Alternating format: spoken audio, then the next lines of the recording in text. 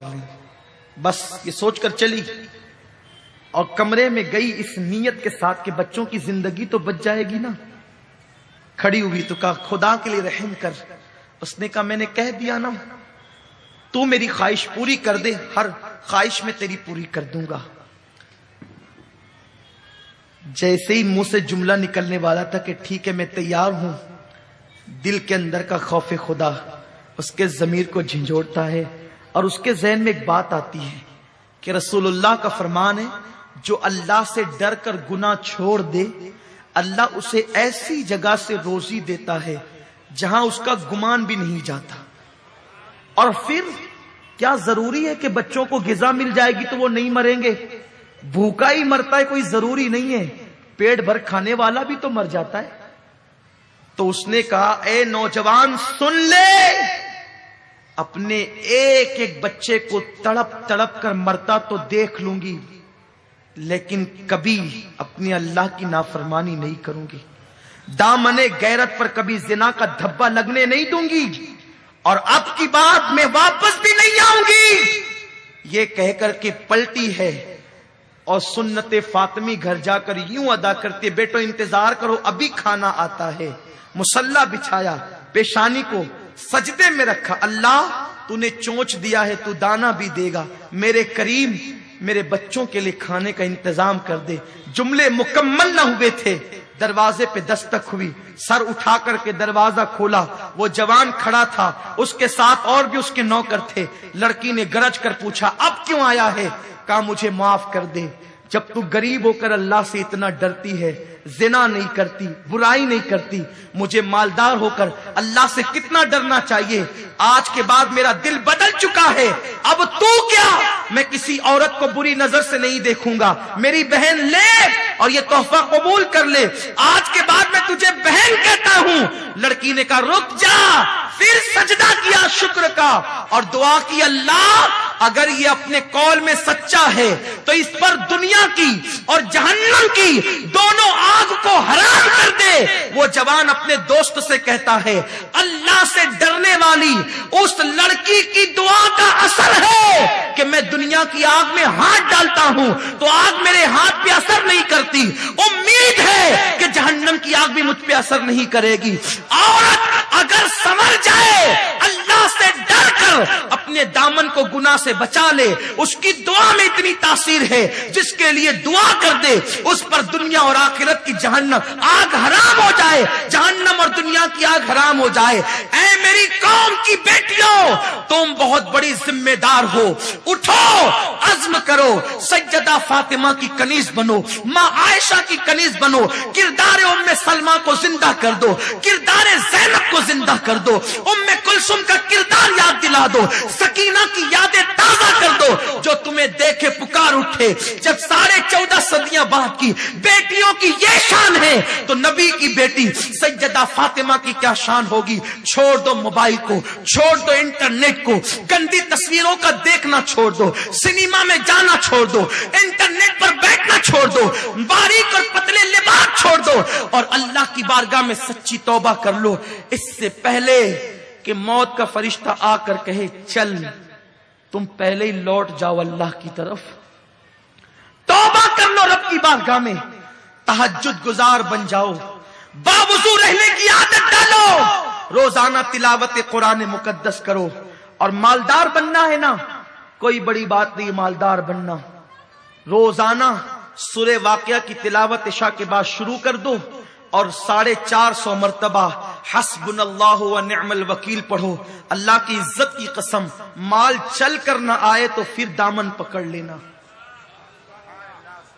یقین تو پیدا کرو, جو زبان جھوٹ بولتی ہے اس پہ وظیفے کیا اثر کریں گے, جن کے گھروں میں قرآن تاک کی زینت بنا ہوا ہے اس پہ تعویذ کیا اثر کریں گے. بدلو اپنے کردار کو, بدلو, سچی توبہ کرو اور اپنی زندگی کو بدلو. سنی دعوت اسلامی کا اجتماع زندگیوں کو بدلنے کا اجتماع ہے, زندگیوں کی تبدیلی کا اجتماع ہے.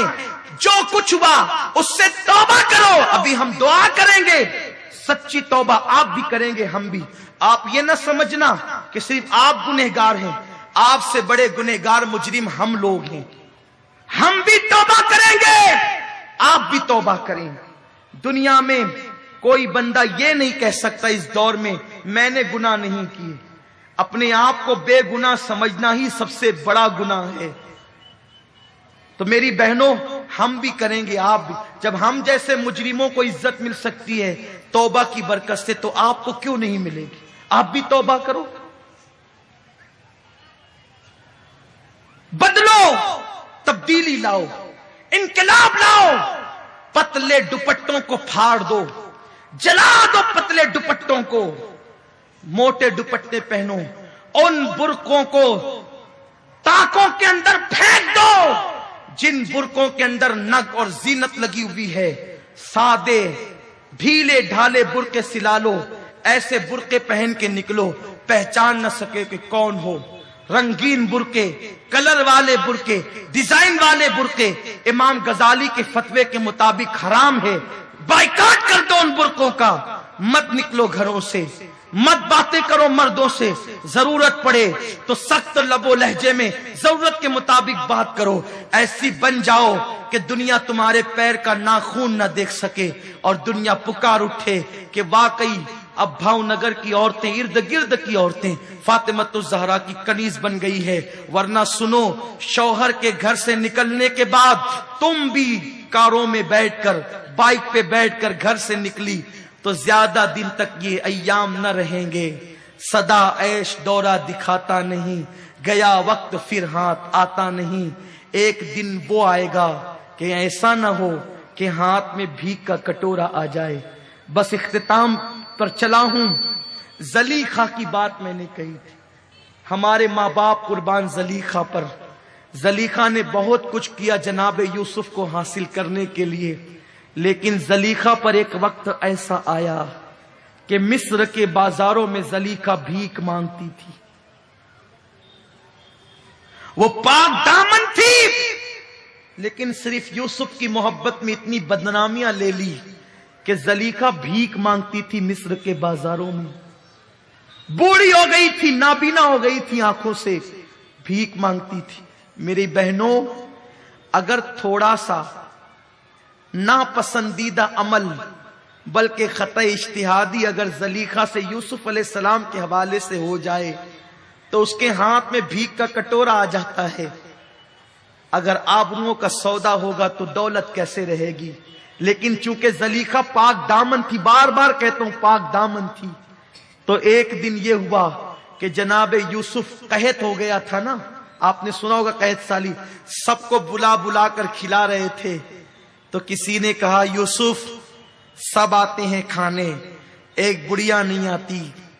جب بلانے جاتے ہیں تو کہتے جا تیرے بادشاہ سے کہنا جب تک خود بلانے نہیں آئے گا کھانے نہیں آؤں گی، بھوکی مر جاؤں گی، کھانے نہیں آؤں گی۔ یوسف علیہ السلام کا عین شباب تھا، واپس آئے، کہا کہ وہ مر نہیں سکتی کیونکہ سلطنت میری ہے، حکومت میری ہے۔ تو جب آئے نا تو مصر کے بازار میں زلیخا گردن جھکی تھی، پیٹ کبڑی ہو چکی تھی، بوڑھی ہو چکی تھی۔ کل تک جو زلیخا عزیز مصر کی بیوی تھی، خوبصورت تھی، لیکن ایک دوسرے جوان سے دل لگا لیا تھا، خطا اجتہادی کی تھی، آج بوڑھی ہو گئی تھی، کوئی دیکھنے والا نہیں تھا، پیٹ جھک چکی تھی، بھیک مانگ رہی تھی۔ یوسف گئے اور بڑھیا سے کہا او بڑی بی، تو آتی کیوں نہیں ہے کھانے کا؟ کون ہے تو؟ کہا میں یوسف ہوں، مصر کا بادشاہ ہوں۔ آنکھیں نابینا تھی، رو کر کہتی ہے یوسف تیرے لیے میرا یہ حال ہوا، تو نے پہچانا میں کون ہوں؟ یوسف علیہ السلام کہتے ہیں میں نے نہیں پہچانا بڑی بھی، تو کون ہے؟ کہا بھول گیا زلیخا کو؟ کہا آپ ہی زلیخا ہے؟ کہا ہاں، میرا شوہر مر گیا، بھیک کا کٹورا ہاتھ میں آ گیا۔ یوسف علیہ السلام کو پیار آ گیا، جبریل آیا، عرض کیا اے یوسف اللہ کی مرضی ہے کہ آپ اس کے لیے دعا کریں کہ اس کی آنکھ لوٹ آئے۔ دعا کی آنکھ لوٹ گئی، یوسف کو دیکھا دل ٹھنڈا ہوا، ہائے یوسف میرے سامنے ہے۔ تو جناب یوسف نے کہا میرا اللہ حکم دیتا ہے کہ میں تیرے ساتھ نکاح کر لوں۔ کل تک ناجائز محبت کی تو نے دعوت دی تھی جب تیرا شوہر تھا، تیرے ساتھ نکاح جائز نہیں تھا، اب نکاح میں تیرے ساتھ کرنا چاہتا ہوں۔ زلیخا نے کہا یوسف رہنے دو، اب رہنے دو۔ تو کہا یہ اللہ کا حکم ہے کہ یوسف تو جوان ہے، میں بڑھیا ہوں۔ سجدے، سر کو سجدے میں رکھا یوسف علیہ السلام نے، دعا کی۔ امام غزالی فرماتے ہیں دعا کی تو اللہ نے بوڑھی زلیخا کو پھر سے شباب عطا کر دیا، اور پھر شادی ہو گئی۔ تو رات کو بلاتے تو دن کا وعدہ کرتی، دن کو بلاتے تو رات کا وعدہ کرتی۔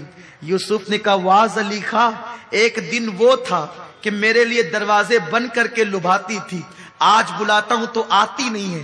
بس توجہ سے اس جملے کو سن لے زلیخا کا۔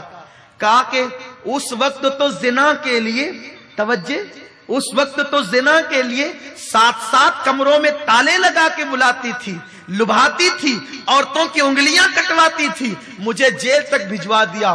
اب نکاح ہو گیا، جائز طور پہ بلاتا ہوں، دن کو بلاتا ہوں تو رات کا وعدہ، رات کو بلاتا ہوں تو دن کا وعدہ، کیوں نہیں آتی؟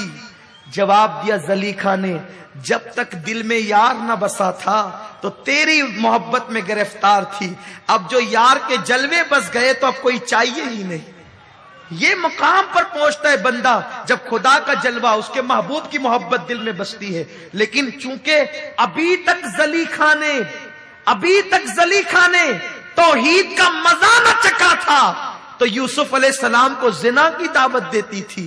تو اس لیے اللہ کی محبت دلوں میں پیدا کرو، خدا کا خوف، اس کے محبوب کی محبت، سچی توبہ کرو، دل خودی گناہوں سے اچاٹ ہو جائے گا، گناہ کی محبت دلوں سے نکل جائے گی۔ اللہ پاک مجھے آپ سب کو توفیق عطا فرمائے۔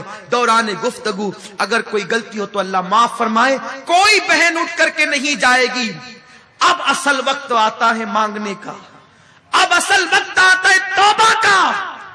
اے آنسو بہانے والی میری بہنوں، سب کے لیے آنسو بہائی ہو، اب اپنے گناہ پر بھی آنسو بہا لو، زندگی میں انقلاب آ جائے گا۔